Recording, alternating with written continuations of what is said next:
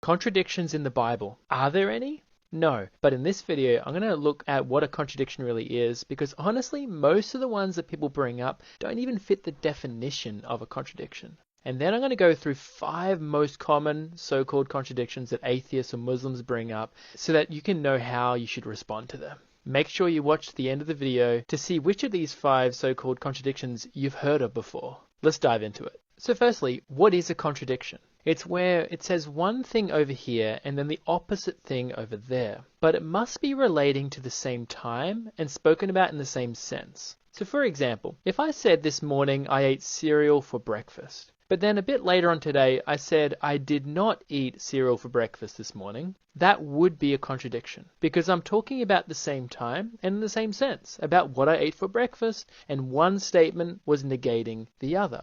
But if I said I ate cereal for breakfast this morning, and then later on today I said I ate toast for breakfast this morning, that isn't a contradiction because they can both be true. And that is if I ate both cereal and toast for breakfast. And I simply told you about one of the things I ate in my first statement and the other thing I ate in my second statement. It's not a contradiction because one did not negate the other. Now here are 5 common so-called contradictions in the Bible that people bring up. Number 1. How many angels were at the tomb? Matthew and Mark says an angel appeared at the tomb to the women, while Luke and John say that 2 angels appeared. Is that a contradiction? No, because one was not negating the other. Matthew and Mark were simply choosing to focus their attention on the one angel, while Luke and John were including more detail and recording about the other angel who seemed to have a lesser role. It would only be a contradiction if it had said there were not 2 angels that appeared at the tomb. Only then would it be a contradiction. If I describe that I also had peanut butter and honey for breakfast this morning, am I contradicting my earlier statements about what I had for breakfast? No, I'm just being a bit more detailed now about what specifically I had on my toast. Differences like this actually show the historicity of the Bible, that the 4 gospel authors weren't just copying off each other, but they are independent accounts, and so they are trustworthy. Number 2. How did Judas die? Matthew says that he returned the money he got for betraying Jesus and hung himself, while Acts said he acquired a field with the money and fell headlong and died. Again, this one doesn't contradict each other either, they line up. After Judas regretted betraying Jesus, Judas returned the money to the chief priests, but they said it was blood money, so they couldn't put the money back into the treasury. So they decided to buy a field in Judas's name, and that's why it says Judas acquired a field, because it was bought in his name. He then hung himself, and eventually the branch or rope snapped. Falling headlong just means he landed face down, causing the mess described in Acts chapter 1. So again, no contradiction there. Number 3. Who was the father of Joseph? Both Matthew and Luke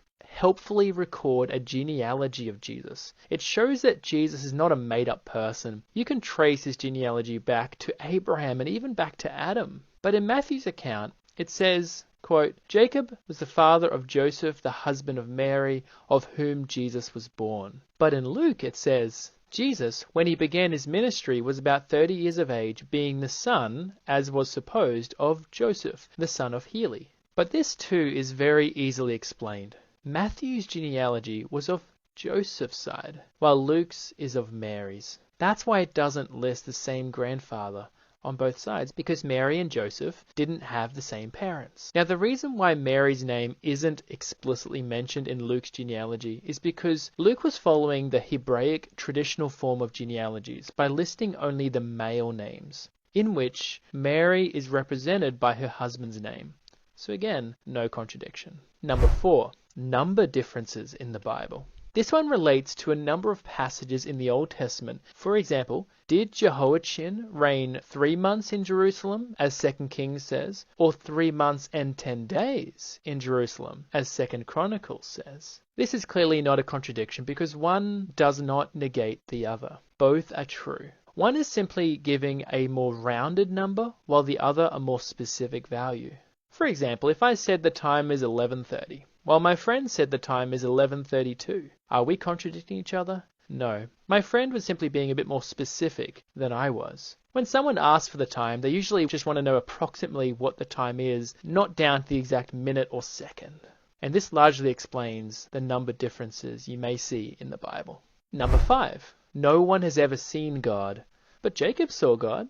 In John 1:18 it says no one has ever seen God. But in Genesis we see Jacob wrestled with God, and afterward Jacob said, I have seen God face to face, and yet my life has been delivered. This is not a contradiction because they are talking about seeing God in two different senses. For example, if someone said, I've never spoken at school assembly before, a teacher might say, I've seen you whisper to your friend during school assembly before. But what the person meant was speaking in front of the school assembly, addressing all the students. They've never done that before. And so when John says no one has ever seen God, he simply means in terms of seeing God in the fullness of his glory, since God dwells in unapproachable light. What Jacob saw was simply God dwelling temporarily in a human body. He didn't see God in his fullness. So once again, no contradiction. These are the 5 most common contradictions people bring up in the Bible, and as we've seen, not a single one of them is a valid contradiction. In fact, I've gone through lists of hundreds of so-called contradictions that atheists or Muslims bring up, and I can tell you that not a single one is actually a valid contradiction. The Bible once again stands up to scrutiny flawlessly. It's the most read book in the entire world, and so I recommend you definitely get into the habit of reading it daily. It'll change your life and your eternity for the better.